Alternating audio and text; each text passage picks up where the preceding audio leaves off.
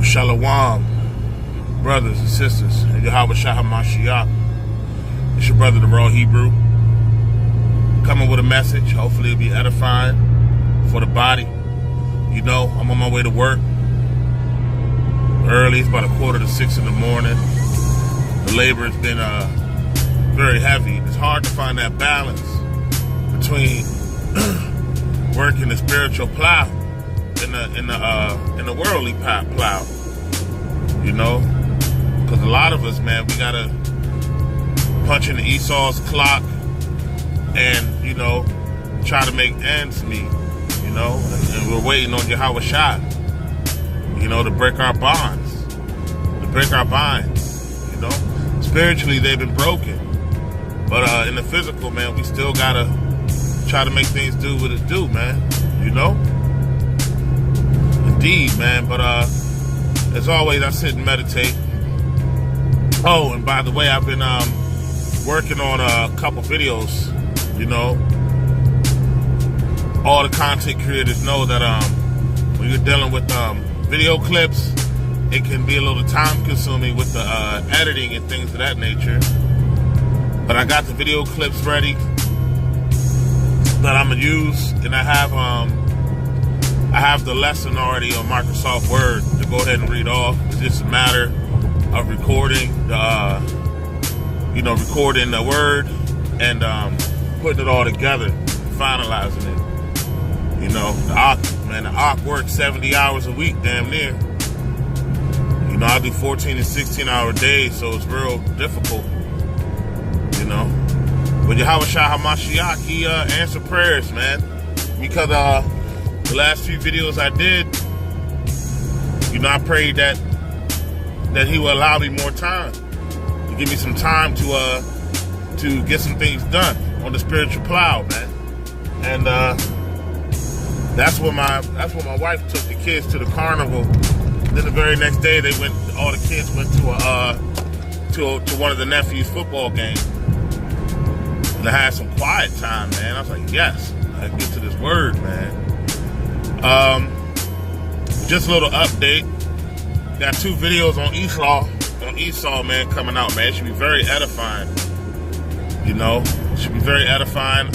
Also, I'm going to be doing some videos on the patriarchs. I have it's right here, actually. I've been bringing it to work every day in hopes that I can get time to actually read it. You know, and actually do a video. But every day this week so far, I've been very heavy. You know, my labor's been very, very heavy, man. You know, I've been going through 2 Red Bulls, 3 cups of coffee, and, you know, just to get through the day, dog. But we ought to do our labors as if they're unto the Lord, man. And even more so, when we actually get to the labor that's directly correlated for the Lord, you know what I mean? Which is the spiritual plow. But I also got some videos that I want to do about the patriarchs. So keep an eye out on that as well. That's coming as well. This book, just to give you a little oversight, this book is going to be about, that I'm reading. It's about the sons of Jacob. We all know the Hebrew culture of the giving of blessings when the father is about to perish, when his eyes grow dim, when he feels like he's about to pass on, he'll call his sons in of his loins and give them their blessing and, you know, give them their words of wisdom, man. And I look at it as, you know, we got to go back to the beginning, man. Seek, you know, hear the words of the forefathers, man, because a lot of them knew what was going to befall us as a nation. And a lot of them knew what was going to happen in the end as well. So there's a lot of wisdom in this book so far. I've read Reuben, Simeon, and I'm in Levi, Salakia, and I'm in Levi right now. And man, it's truly a blessing. And hopefully I'll be able to share that with y'all soon, man. Hopefully I can get a quiet time on the job so I can park the truck and go ahead and give y'all one of the patriarchs, read it off to you, and you know, that we may be edified in the body. But one of the things I wanted to speak about, man, just all in the spirit, you know, is going to be in reference to the first video I ever made on this channel, man. You know? About the body, man. We all have something different to offer to bring to the table, man. And I'm the last one to say I have 100% of the truth. And that's what I'm going to get into. You know? Granted, as I think it's 2 Peter chapter 1, verse 20, there is no private interpretation of any prophecy within the scriptures, man. There is no private interpretation, man. I understand that. But it's also written in 1 Corinthians chapter 13, verses 9 through 10, that we all prophesy in part. We all prophesy in part, man. You know? So one of the last things you will hear me say is that I know it all. I don't. I actually seek more understanding and I seek more knowledge. And that's one of the reasons why I go into these removed books. And if you do the same, you will realize that it's a lot of information, man, that we haven't been given. We all know history. When the Romans came and besieged Jerusalem, the northern 10 tribes were already gone in Assyrian captivity. You know, we know this from 2nd Esdras chapter 13, right? Which was ironically removed after the 1611 King James Version. And that's in the Apocrypha, right? Now we know that the Romans came and besieged the southern kingdom, Judah, Levi, and Benjamin. But when they did this under Titus, they received all of our manuscripts, man. And what we have to understand is that the Bible is nothing more than the man-made compilation, organized compilation of the scriptures. But who compiled them? Who compiled them? The so-called white man did. Esau did. The Romans did. You understand? And all these removed books that a lot of the brothers rebuke and come up against, the Catholic Church has them. That's why the enemy, that's why the Esau, the Edomites, they know the prophecies. You know? And not your everyday Edomite. I'm talking about, like, you know, the Roman Catholic institution, the powers that be, the Rothschilds, the Bilderbergs, the Gettys. You know, they all know the prophecy. They know who we are. And they know what they're going to be about to come up against. In all things, man, we got to let the Spirit bear witness, man. In all things, we have to discern. Because, you know, I've come across books that are not necessarily in the Bible, that my spirit, well, not in my spirit, that the Ruach discerned me not to get into. You know? Like, there was one book that was obviously, like, Catholic in origin. It was basically worshiping Virgin Mary, man. You know what I'm saying? I forgot the name of the damn book, but it was in my phone. I downloaded a Lost Scriptures app on my phone. And there was some of those books that were not, you know, they didn't have the oil, man. And you gotta let the Ruach discern that for you. The Ruach HaKodesh is our teacher, our guide. You know, it brings us into this knowledge and truth, man. You know, but over 75 books were removed, man. You know, over 75 books was removed. You know, and a lot of these books, I have a lot of them. But I haven't got to read a lot of them. I got more books than I can read right now with the time that I have, but I do what I can. Even if it means bringing a book with me to work, and when I have a quick 10 minutes to read a page or two, man. Put a bookmark back in it. Then when I get home, to read half a page before I pass out and go to sleep on it. You know what I'm saying? We got to constantly educate ourselves, man. We all bring something different to the table, man. I hate to see, you know, the brotherhood come up against one another. You know?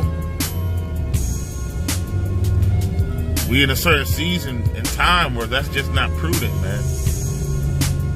We all need to be edified in the spirit and allow the spirit to guide us.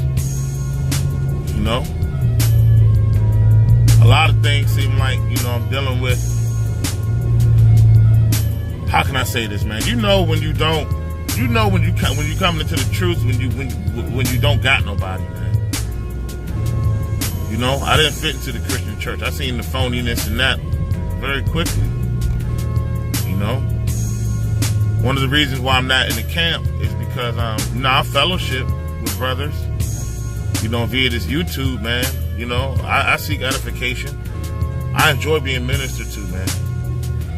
You know, it does something to me, man. I enjoy it. I enjoy it. You know, helps me to meditate and focus on the word. You know, I enjoy reading. You know,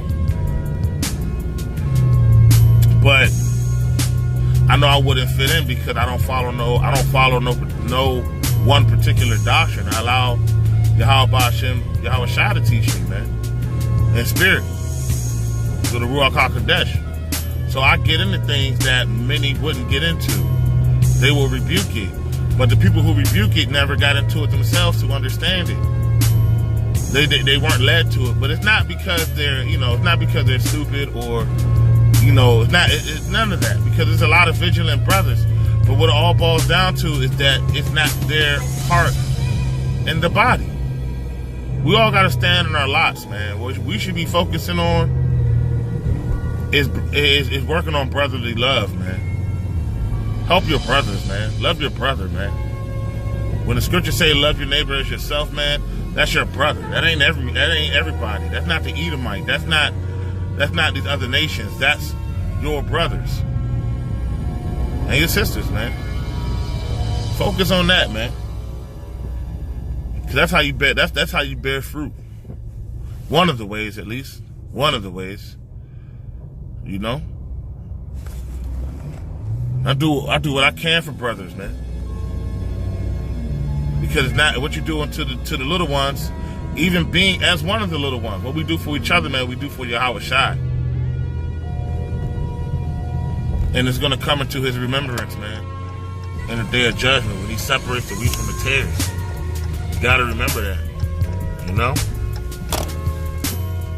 But even in Daniel chapter 12, at the end of Daniel chapter 12, you know, Yahweh Shai told Daniel that in the later end that he would stand in his lot, man. Everybody has a lot, man. There's no point in coming up against other brothers in the body, you know, and things that you're not even seasoned or familiar with, you know? Don't get me wrong, there's demonic doctrines, man. There's demonic people, you know, and the spirit discerneth. It does. But there's also a lot of sincere brothers, man. You know? Like I have this book, the Testament of the 12 Patriarchs. Is this a doctrine of demons? No, by no means. Why? Because I'm reading it in the spirit discerning. You know? A lot of guys say, don't read Jasher, don't read Jasher. But if you actually, I haven't read the whole book. I haven't read the whole book, but I read a lot of it. You know, here a little, there a little. It's kind of how I get to scriptures.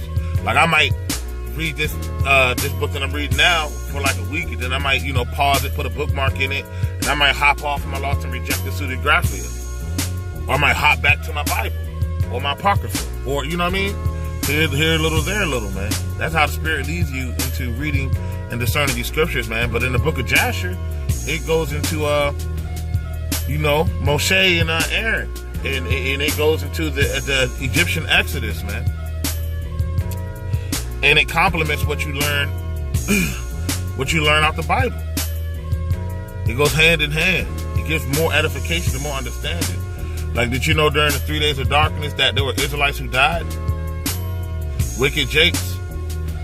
It's not hard to believe because we know that in this time period, when Yahweh Shai brings the plague on Egypt the second time, you know, there's going to be Jakes that's going to die again. Wicked Jakes. Wicked Babylonianized Jakes. They're not going to make it, man. That spiritual blood of the Lamb is not on their doorpost, and they're not going to make it. See, but that might not be a total understanding somebody might have, you know, but when they read that portion of Jasher, they might get it, you know? They might begin to understand more. Because that God love everybody witchcraft, that Christianity witchcraft, the Lord is shaking a lot of his flock out of that. He's pulling us out of that, man. You know? And it's beautiful. It's beautiful. Because it's even prophesied. It's just manifestation of prophecy, man. The Lord has given us remembrance of who we are. You know? And I believe that's in 2nd Baruch, chapter 82. We're coming back into remembrance in these latter times. I read out the apocalypse of Abraham. Okay? There's a lot of brothers, man, who condemn these books. You know? Come on, man. But the things I've read out of the apocalypse of Abraham, I see it now, so the Spirit bears witness. It just does. Like, and I posted videos about it. The 10 plagues of the nations. You know, the heavy flow, the flooding of waters. That's all. We've been seeing it. It's popping off. These plagues are rolling now. And Yahweh Shai had me and other brothers to go into these, to fill this lot, to prophesy, man. You know, in this particular lot. And it's not for everybody. It's not, the reason why it might not resonate with you, because that might not be the lot that Yahweh Shai has you in. And that's cool. Because there's brothers who are in a lot that I'm not in. You see what I'm saying? Like, it's some very vigilant, sincere brothers, man, who I watch and I learn from. I'm not going to come up against them. And if something doesn't resonate, then I need to study to show myself approved. You understand? It's upon my studies I can validate or, you know, or reject upon my studies, you know? And another thing is that we got to learn to chew the meat and spit the bones. That's with everything, man. You know? We got to filter everything. You're not supposed to take everything in. You know, like I said, I done read books and it didn't resonate with me. The Ruach told me that's not of me. You know what I'm saying? So I left it alone. But in the apocalypse of Abraham, man, with the flooding of waters, look at Brazil now. They have flooding in Brazil. In the Midwest, they had flooding. You know, Iran, sinkholes and flooding. This word is living, man. And just because you don't believe in it doesn't mean the prophecies that's in it ain't going to come to pass. There's more to this truth than the Bible and the Apocrypha. It just is. If you think that's all our forefathers had the 100% understanding. There's more books, man. You heard me talk about the apocalypse of Elijah. He prophesies on the man of perdition. And we understand that it's Esau. I get it. Because another thing is, a lot of times, in a lot of ways, it's innuendos. You know? There's a lot of innuendos in the scripture. But they're not of private interpretation. It's a duality, too. Not a different interpretation, but it covers more than one ground in the same prophecy. You understand? So you know, I have an understanding of this. Let me give you an example. When Yahweh Shai said he would send us to Egypt again on slave ships, you know, yeah, Egypt stands for the house of captivity. Yeah, that's true. That's indeed true. But if you go to the Grand Canyon, they have Egyptian hieroglyphics over there, man, in them caves. America was once the territory of Egypt. See, so Yahweh Shai literally sent us to Egypt again. This is why there's $1 on the back of your pyramid. This is why you have the Washington Monument. This is why you Salaki, I think I said $1 on the back of the pyramid. That's wild. The pyramid on the back of your dollar. Salaki. This is why you have the Washington Monument of the obelisk. You know, and even the culture and traditions of Egypt, that stems back to Babylon. So it gives you understanding of, you know, that this place being Babylon as well. But, you know, there's an innuendo in everything. You see what I'm saying? It can be a duality. Yahweh Hashem Yahweh Shai's understanding is higher than our own, man. And the prophets of old knew that. Our forefathers knew that. You know? So we need to stop scoffing one another. You know, it'd be different if I came up here talking, you know. And if you might feel like I am, just you know, leave a comment or something. I don't know. Cause everything I'm saying, I can prove it. And I see the manifestation of it. You know? And some people are like, oh, you know, Yahweh Hashem, Yahweh Shai is not dealing with the Ark. And sometimes I even feel the same way about myself, man. You know, if I don't have visions, or if I don't hear the voice of the Lord, or, you know, I look in the mirror and try to clean, you know, and I get heavier in the prayer because I don't want distance from Yahweh Shai HaMashiach. You know what I mean? You gotta be close. You know? Pray for more faith. You know? But it's vexing, man. Before I even made this channel, man, and I actually recorded this, what I'm about to tell you, I had a vision, man, that Yahweh Shai HaMashiach came back. I did a video on it. And that's before I made the channel, I had this vision. And I was basically already shown that I was alone. I was walking alone amongst a midst of people. Everybody was praising the Lord. And the Lord came back and was levitating over the earth. It was dark, you know, and only a select few people here and there was being transcended and transformed. You know, I seen it, and I seen a lot of the this isn't a cut or back, because, you know, I listen to the body. I'm edified by the body. You know, I listen to the camp, brethren. I do, and I even tip my hat and give my salutations to the brothers, because I recognize, you know, these brothers are vigilant and sincere. So it's not a cut whatsoever. But in this same vision I'm talking about, man, the Lord showed me that these brothers ain't really, they for lack of better terms, man, I'm not even gonna swear, man, these brothers ain't like me. And that's cool. Because guess what? No, the Christian church don't like me. My own family don't like me. My in-laws don't like me. My own wife don't like me. When you in this truth for real, you really alone, dog. All you really have is Yahweh Shai HaMashiach. You know? This is all you really have, man. You know? But the Lord already showed me that I'm gonna be came up against. And it's cool. I'm not sensitive like that, man. It's more it brings sadness a little bit, because I wish it wasn't like that, because it brings feelings that are familiar from the Christian church. You know, you get rebuked in the Christian church when for lack of better terms, man, you go into a Christian church, man, and you start telling them the truth and they rebuke you, you feel so bad for them, because it's like they're retarded, man, like they're blinded. You know what I'm saying? And there's nothing you can really do. But you become an enemy. You become an enemy of them. You know?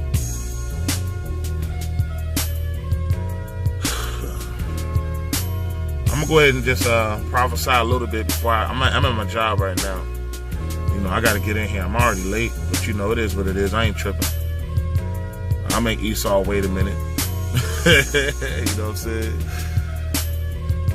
The Lord is bringing darkness, man.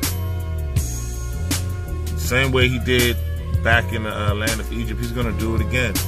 And in this period of darkness, he's gonna unleash demons. Demons are gonna be manifested on the earth. Literally, physically. You're gonna see them. And I want y'all to start looking into this, man. The Lord has set up prophets, and even Akwathian, man, even some sisters who've seen these things in vision, and they got their testimony on YouTube. While we have the internet, man, seek out the body. Let the eyes seek out the mind. Let the heart seek out the limbs. Let it all flow continually with the blood of the body being the Ruach. And the heart being Yahweh Shai HaMashiach. You see what I'm saying? You know, don't come, stop coming against each other, man, and learn from one another. We are all partial right now. Now, when we get that seal and we're putting our perfect bodies and made divine, then we'll have 100% understanding. Then we'll have a knowing. But as of right now, we're learning. Every day is a learning experience. You know, stay humble, man. Stay meek. Yahweh Shem, Yahweh Shai, resist the proud. And I tell myself that all the time. If we are to be proud, pride yourself in Yahweh Shem, Yahweh Shai alone. Make your boast of the Lord. You know what I'm saying? Alone. That's it. You know? So I seek to be decreased and let Yahweh Shai HaMashiach be increased. You know? That's the attitude we gotta have. And pray for the brotherhood, man.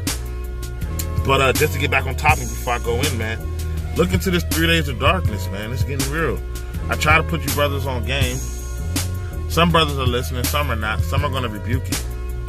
You know, but look into this Nibiru thing. Because Yahweh Hashem Yahweh Shai created that. And it's not like it's made up. You can see it. People can see this thing, this planet made of fire. It's a fiery planet, man. And it has things to do with why so many changes are happening in the world. This is all from the foundation of the earth. You know, some brothers are like, oh, it's no second sun, or oh, it ain't no damn Nibiru, or oh, it ain't, man. Okay, all right. That's how you feel. That's how you feel. That's something you don't want to look into, then I can't make you.